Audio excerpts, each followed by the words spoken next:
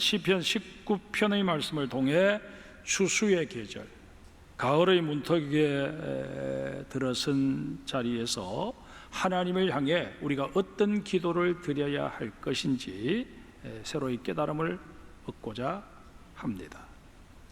1992년에 미국에서 출간되자마자 세계적인 기독교 언론 매체인 크리스천니티 투데이에서 최고의 베스트셀러로 선정되었던 책이 한 권 있습니다.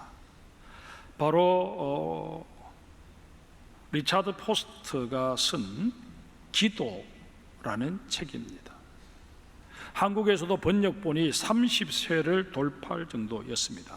이 책은 기도의 백과사전 내지는 교본이라고 격찬을 받을 정도로 기도와 관련된 모든 것들을 아주 명료하게 다루고 있습니다. 리차드 포스트 목사는 이 책에서 기도의 구조를 세 수로 구분합니다. 첫 번째는 성자 하나님께 드리는 기도인데 이를 안으로 향하는 기도라고 표현하고 있습니다. 두 번째는 성부 하나님께 드리는 기도인데 위로 향하는 기도라고 규정합니다. 세 번째가 성령 하나님께 드리는 기도로 밖으로 향하는 기도라고 말하고 있습니다. 그런데 오늘 본문으로 읽은 이 시편 19편 역시 이 세 가지 기도로 구분해 볼 수 있습니다. 다윗은 시편 19편에서 하나님의 영광을 선포하는 것으로 기도를 시작합니다.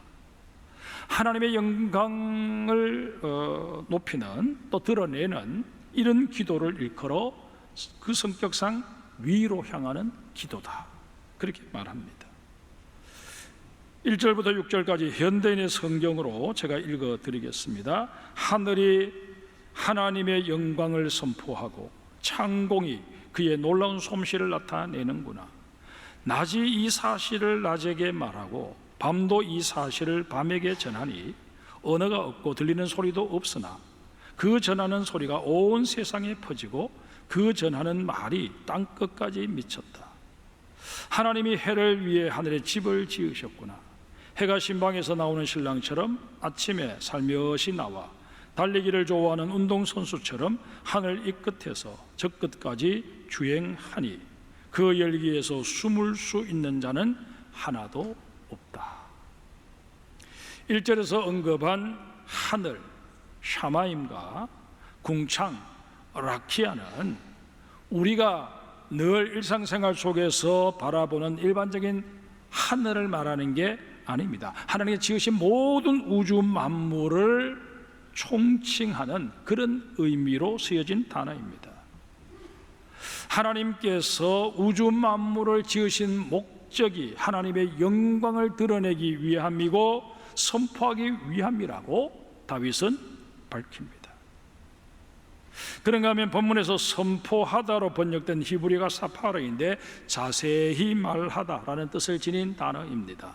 또한 나타낸다로 번역되고 있는 히브리어가 막기대인데 설명하다, 정보를 주다라는 뜻을 내포하고 있습니다. 우리가 바라보는 하늘과 그 공간을 장식하는 해와 달, 별들은 비록 우리 인간들처럼 말을 할 수는 없지만 자기 나름대로의 방식과 질서로 하나님의 영광을 우리에게 자세하게 설명해 주고 있다는 것입니다. 또한 하나님에 관한 정보, 하나님이 살아 계심을, 존재하고 계심을 우리에게 정확하게 정보를 제공해 주고 있다는 것입니다. 그러기에 우리는 낮이든 밤이든 하늘을 바라볼 때마다 하나님을 찬양할 수 있어야 합니다. 우리에게 영광을 받으실 분은 오직 한 분, 하나님이시라는 이 고백을 우리는 하늘을 바라볼 때마다 분명히 내 마음속에 각인시킬 수 있어야 합니다. 우리가 손을 펴서 다시금 이렇게 오므려서 뭔가 중요한 것을 내가 지금 손에 잡고 있다 하는 이 모양을 가지고 하나님을 향하여 감사와 찬양의 기도를 드리면 우리가 이 손을 통해서 무엇을 의식하게 되느냐 하면, 정말 하나님께서 나의 자유를 침해하지 않으시면서도 내가 지나치게 하나님의 영역에서 벗어나지 못하도록 울타리를 쳐주고 계신다. 이런 하나님의 배려와 하나님의 사랑을 내가 실제로 내가 만든 손모양을 통해서 확인하면서 하나님께 구체적인 감사와 찬양을 올려드릴 수 있게 된다 하는 것입니다. 두 번째는 성자 하나님, 곧 예수님께 드리는 기도로 안으로 향하는 기도입니다. 본문 7절부터 10절까지 말씀을 현대인의 성경으로 제가 다시 읽어드리겠습니다. 여호와의 율법은 완전하여 영혼을 소생시키고 여호와의 증거는 확실하여 어리석은 자를 지겹게 하며 여호와의 교훈은 정확하여 마음을 기쁘게 하고 여호와의 계명은 순수하여 눈을 밝게 한다. 여호와를 두려운 마음으로 섬기는 일은 순수함으로 영원히 계속될 것이다. 여호와의 심판은 공정하고 의로움으로 순금보다 더 사모할 것이니 가장 순수한 꿀보다도 더 달다. 안으로 향하는 기도는 한마디로 자기를 돌아보는 성찰의 기도입니다. 그러기에 말씀과 연관이 필수적입니다. 율법과 교훈, 증거와 계명으로 대변되는 하나님의 말씀은 내 속을 들여다보는 내시경과도 같습니다. 겉으로 보기에는 멀쩡했는데 내시경으로 들여다보았더니 위에도 물혹이 있고 대장에도 용종이 있는 경우들이 종종 있지 않습니까? 마찬가지로 도덕적인 차원에서, 윤리적인 차원에서 볼 때는 내 삶에 크게 문제될 것이 없다 싶었는데 하나님의 말씀에 나를 비추어 보았더니 이것도 문제고 저것도 문제인 경우가 허다합니다. 리차드 포스트 목사는 기도에 겉못 부리지 말고 솔직 담백하여 지라고 우리에게 충고합니다. 심지어 내가 하나님께 버림받았다 하는 그런 느낌이 들 때에도 하나님에게서 등을 돌리고 도망치듯 멀어져 버릴 것이 아니라 하나님께 나와서 불평을 쏟아내는 솔직함을 보이라고 권면합니다. 마태복음 7장 7절에 보면 우리 앞에 문이 닫혔을 때 어떻게 하라고 예수님 말씀하십니까? 문을 닫아버린 하나님을 원망하고 하나님에게서 등을 돌리고 멀리 떠나버리라고 그렇게 말씀하십니까? 아니잖아요.